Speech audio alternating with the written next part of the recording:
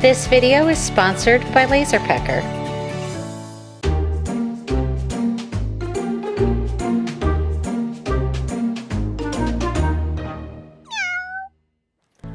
Hi, and welcome to the channel.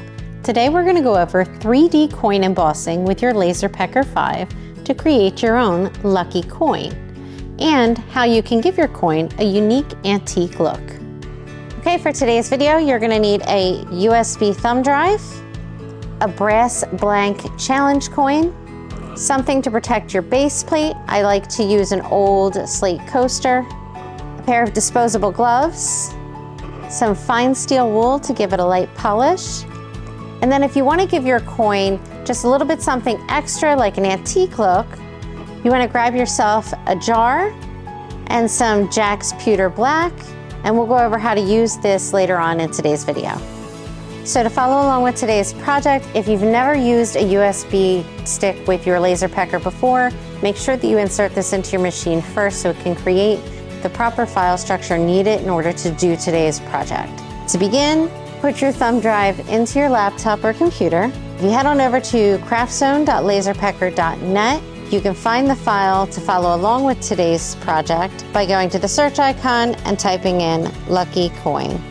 I'll also be sure to include this link in the description below for easy access. So once you've located the file on CraftZone, click on that and scroll to the bottom of the page and download both files and launch your LaserPecker app.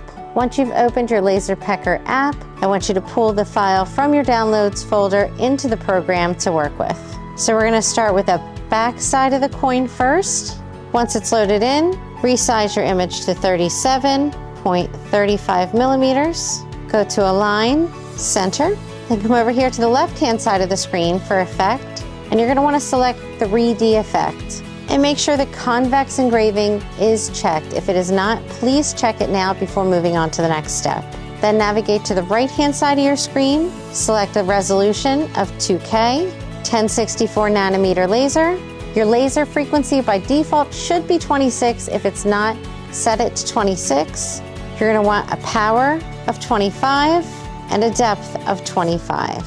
Next, I want you to go to File on the left-hand side of your screen and choose Export as LPB.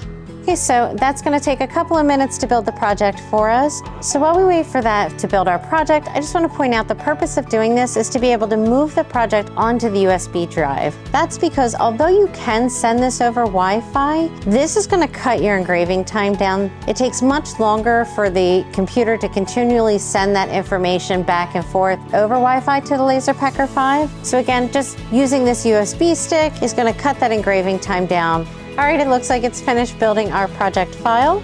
So once you come back over and give your file a name, I'm gonna name mine Back Coin. And then you're gonna wanna save this to your USB drive. Make sure it's going on the USB drive into the LaserPecker file folder. If it's not in that file folder, your LaserPecker 5 machine will not see it. You also cannot rename it after it's in that folder, or again, the machine just cannot read the file. So make sure that you give it the name and go ahead and press save. All right, now that we have the backside saved, we're gonna do it again. So this time I want you to go up to File, New Project, just so we give ourselves a nice clean slate to work from. Go back to your downloads folder, and this time pull in the front side of the coin. Come back up to your top area and resize that again to 37.35 millimeters. Go to Align and Center. Then on the left-hand side of the screen, you're gonna come back to Effect. Make sure you select the 3D effect and check down the bottom to make sure that convex engraving is checked off. If it's not, please check it now. Navigate to the right-hand side of your screen. Here you'll find laser engraving settings, and I want you to set that to 2K. Select the 1064 nanometer laser, a laser frequency of 26, a power of 25, and a depth of 25. Come back over to the top and choose Export as LPB. And again, we're just gonna wait for that to build that file folder. While we wait, if you found this video helpful, please give it a like. And if you have questions about your LaserPecker, consider dropping them in the comments below. We do have more videos in the pipeline, so if you like what you see, please hit subscribe for more content like this. Okay, it looks like our project here is finished building. So we're gonna do the same thing we did before. We're just gonna go ahead and give that a name. So for this time, I'm just going to name it Front Coin, and I'm gonna make sure I'm saving that onto the USB drive and in the LaserPecker folder. And again, just as a reminder, you cannot go in and change the file name after this fact, or your LaserPecker 5 machine will not be able to read it. So make sure you give it a name and hit save, and safely eject your USB drive. And now we're gonna put this into the back of the LaserPecker 5 machine. Before you begin engraving, you wanna make sure that you're turning your LaserPecker air purifier on. That's gonna save your lungs and your machine, because it's gonna pull some of that dust and debris away as it etches. Okay, now before we go any further, to avoid any confusion and so we don't accidentally send this project over Wi-Fi, one more time I'm gonna have you clear the slate and go to File, New Project, and give yourself a blank canvas to start. Now I want you to navigate to your flash drive from within the LaserPecker Design Space program. Select Back of Coin and hit Preview. Now you're gonna take something like your slate coaster, whatever you're using to protect your base plate, put that down first, and your brass coin. Then come over and get your focal point in focus, and make sure you've got your coin nice and center. Replace your shield, then come back over to your design space and hit laser engraving, and that will begin the embossing process for your coin. Now with the settings that we're using today, you can expect this part of the process to last about 4 hours and 50 minutes. If you change those settings and you play with the power a little bit, that general time frame will remain relatively the same. But if you're changing the depth, some people like to work between 25 and 50 when they're adding that antiquing look. That you can expect to add on to your overall time. Okay, so it looks like our engraving here is finished, so let's take a look. Hey, be careful when you go to reach for it. It can be hot. And when you lift that out, you want to try to keep your positioning the same, because we're gonna do a backside to this coin. So you can expect it to finish up something like this. And now make sure you're rotating that side to side, not up and down. If it's helpful when you go to place the blank side down again, you can put a little Sharpie mark right here in the grooves just to help you get that alignment. But we're gonna head and flip that and put it right back down. You're gonna come back over to LaserPecker Design Space.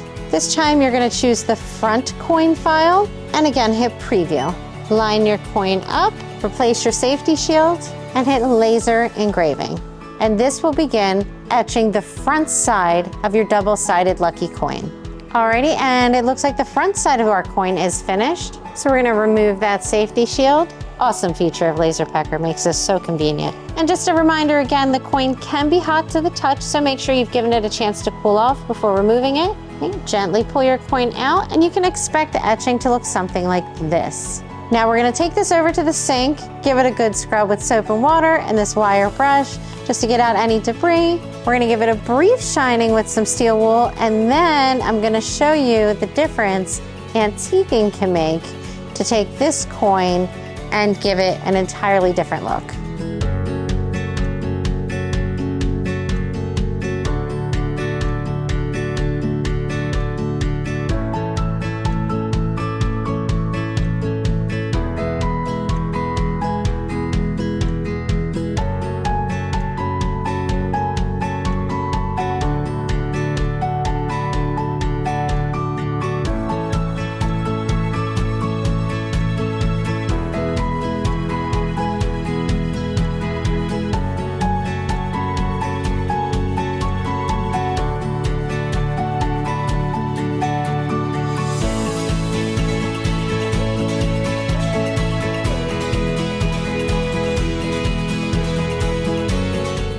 We're back.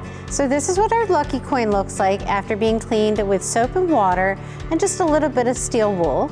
But if you're looking for something different and you want to get more of that antique look, here's what your finished coin looks like after using the Jax Pewter Black. So you can kind of see that that adds a little bit more depth to the design. Feel free to play around with the settings that we have for the file today. You might like a little bit of a deeper look or something not so deep. If you want to make a coin that really pops and time isn't an issue for you, give these settings a try.